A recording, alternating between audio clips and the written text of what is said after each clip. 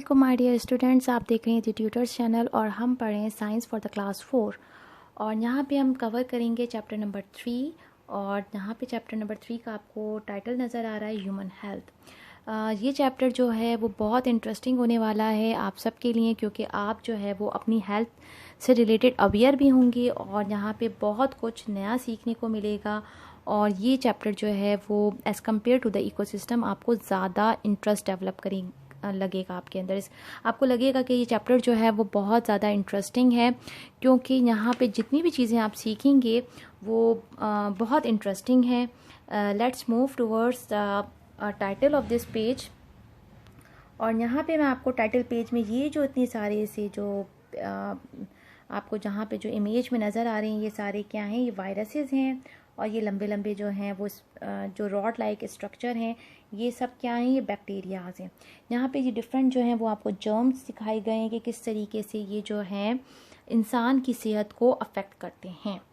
ठीक है जी, ये हमारा फर्स्ट टाइटल पेज है। Moving towards the first topic, symptoms, transmission and prevention of a communicable diseases. ठीक है जी, symptoms, transmission and prevention of a communicable diseases. Let's read this. The world health is used to describe the state of a complete physical and the mental wellbeing. अच्छा जी, सेहत को हम किस तरीके से डिफाइन कर सकते हैं? The state of a complete physical and a mental wellbeing, यानी किसी इंसान की जो है वो फिजिकली और मेंटली, यानी दिमागी तौर पर और फिजिकली तौर पर दोनों सूरतों में वो क्या हो, वो ठीक हो। ठीक है, यहाँ पे इसको आप अंडरलाइन कर लें अपनी बुक के अंदर, the state of complete physical and the mental wellbeing. Human health and the wellbeing are link to many factors.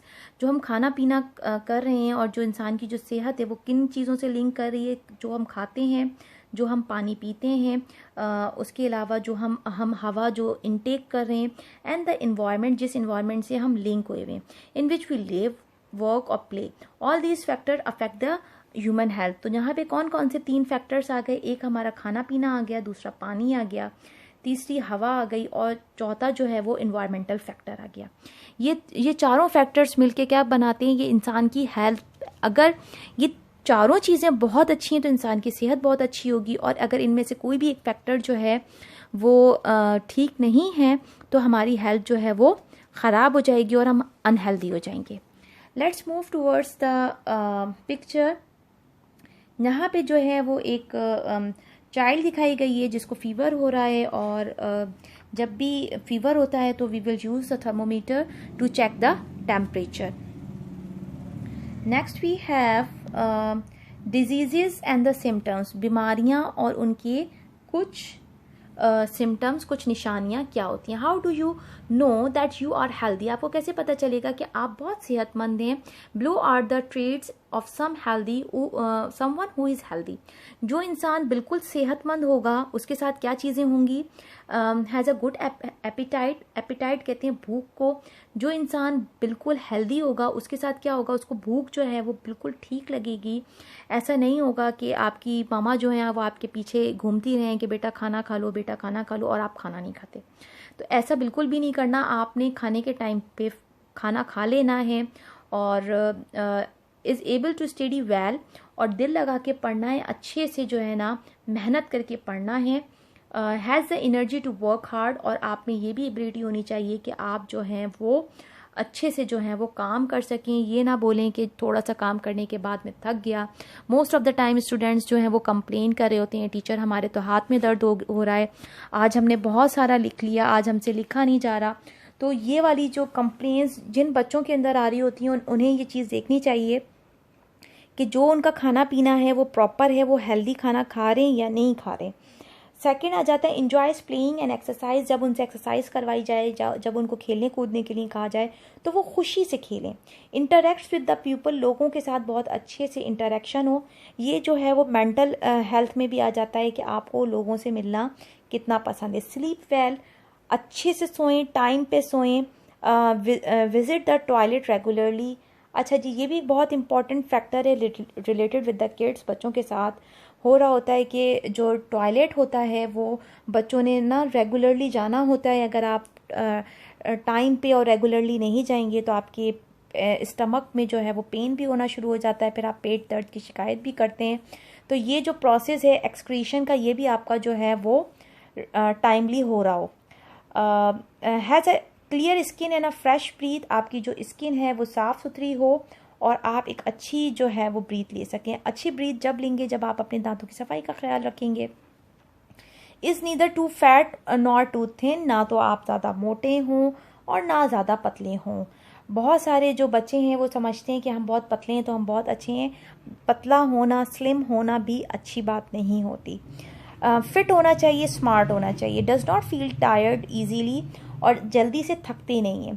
तो दीज आर द क्वालिटीज़, ये वो ट्रेड्स हैं, ये वो क्वालिटीज़ हैं, ये वो करेक्टरिस्टिक्स हैं जो अच्छी हेल्थ को रिप्रेजेंट कर रहे होते हैं।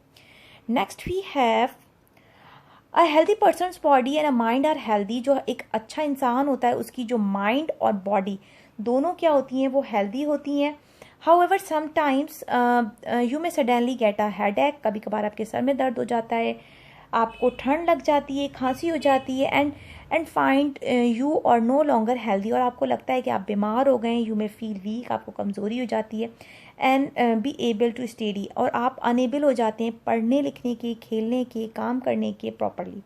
द हेडेक और the cold are the symptoms that something is not right. ये वो सिम्टम्स हैं कि आपको कुछ हो गया है और यू आर अनवेल, आप ठीक नहीं है। सिम्टम्स और something that you feel like the pain, जो भी दर्द के सिम्टम्स होते हैं, और द सोर थॉट, और and you can describe them to your parents और द डॉक्टर। सबसे पहले जाहिर सी बात है, आपके गले में दर्द होता है, बुखार होता है, कुछ भी होता है, तो आप अपने पेरेंट्स को, टीचर को, डॉक्टर को आप सबसे पहले जाके बताते हैं कि you are not feeling well. When an organ or a body part or the entire body is no longer in a healthy condition, you may suffer from a illness or a disease. अच्छा जी, जब आपकी body का कोई part या organ जो है वो ठीक से काम नहीं करता और बहुत टाइम तक काम नहीं करता, तो आप बीमारी का शिकार हो जाते हैं, किसी भी डिजीज़ का, किसी भी इलनेस का। Your body can not function properly, you feel sick. Every disease has a system, हर जो बीमारी है उसकी एक अलग सिम्टम्स होते हैं। The symptoms of influenza are, अगर आप ज़ुकाम की बात करें तो उसके सिम्टम्स में क्या होता है, खांसी आती है, आपको नोज़ी आती है, सोर थॉट हो जाता है और आपको बुखार हो जाता है, आपका गला ख़राब हो जाता है और आपको बुखार हो जाता है। By examining and listening to the patient symptoms, a doctor can find what the illness disease they are suffering from. The doctor can treat the patient accordingly, और डॉक्टर जो है उस अकॉर्डिंगली आपको मेडिसिन दे देते हैं। टाइप्स ऑफ डिजीजेज, यहाँ पे जो टाइप्स ऑफ डिजीजेज है, this is the important point जो आपको याद रखना है। दो तरह की बीमारियाँ होती हैं, एक होती है नॉन कॉन्टेजेनियस और एक होती है कॉन्टेजेनियस। इन दोनों डिजीज़ को हम इन डिटेल स्टडी कर लेते हैं। कॉन्टेजेनियस डिजीज़ कौन सी होती हैं और नॉन कॉन्टेजेनियस डिजीज़ कौन सी होती हैं। First we have the non-contagious diseases like cancer, diabetes, heart attack that cannot be passed from one person to the next are called the contagious diseases. वो diseases जो एक से दूसरे को नहीं लग सकें, they are not infectious and are not caused by the germs. ये जो होती हैं बॉडी के अंदर बायोलॉजिकल तब्दीलियाँ हो जाती हैं, वो जो होती हैं वो उसी पर्सन में होती हैं, उसी पेशेंट में होती हैं। जैसे सपोज़ करें कि किसी को अगर दिल का मसला है तो वो दिल का मसला उस बंदे तक होता है, वो आपको नहीं लगता, ठीक है, आपको नहीं लगेगा। आप उस पेशेंट का जो है वो ख्याल रखें, जिनको डायबिटीज़ हो जाती है, जिनको बीपी का मसला हो जाता है, या सपोज़ करें कि अगर किसी को बुखार हुआ है तो ऐसा नहीं है कि वो आपको भी बुखार हो जाए, ठीक है जी। कुछ बीमारियां जो होती हैं वो नॉन कॉन्टेजिनियस होती हैं, और कुछ कौन सी होती हैं, कुछ जो होती हैं बीमारियां वो कॉन्टेजेनियस होती हैं। The contagious diseases are the cause by the tiny diseases causing microorganism. ये किन से होती हैं, ये माइक्रो ऑर्गेनिज्म से होती हैं जो कि हमारे जर्म्स होते हैं।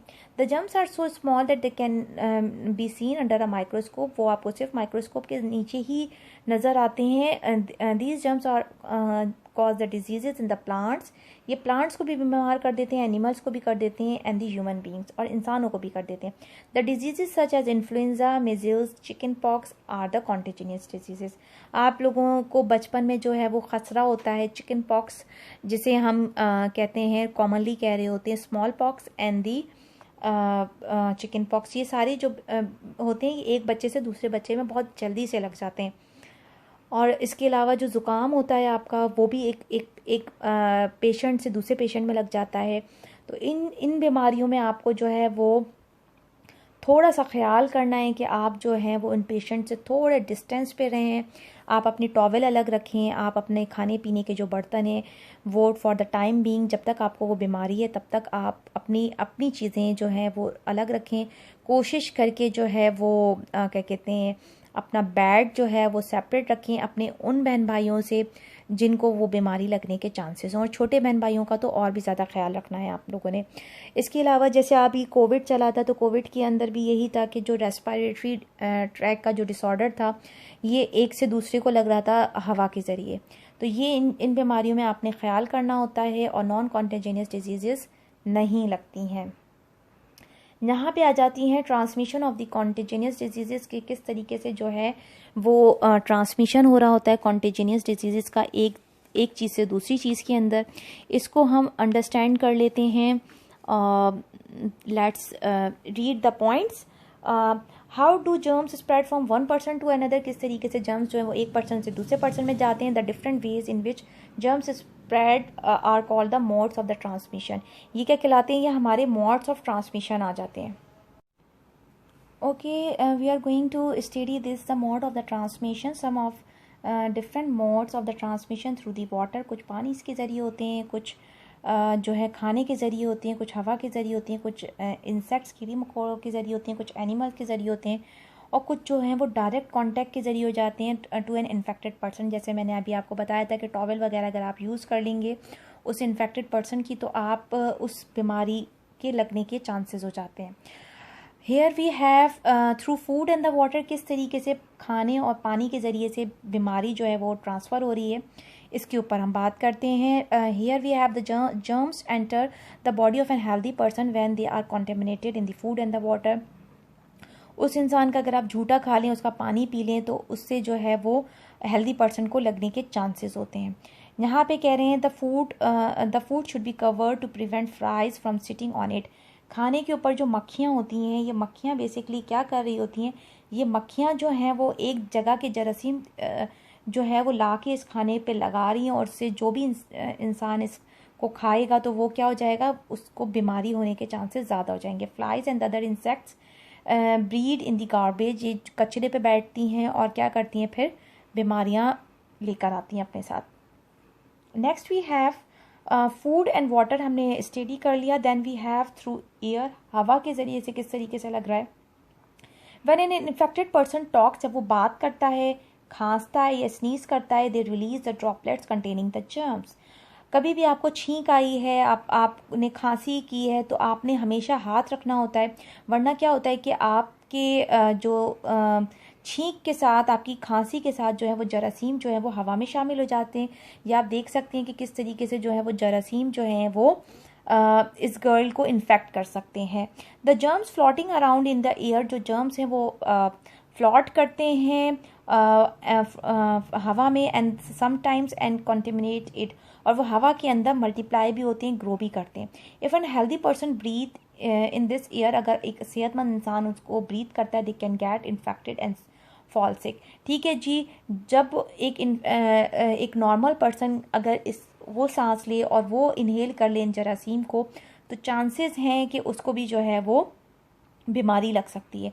The germs of the common cold are spread through the air, जो खांसी ज़ुकाम का जो जरासीम है वो बहुत इजीली इसके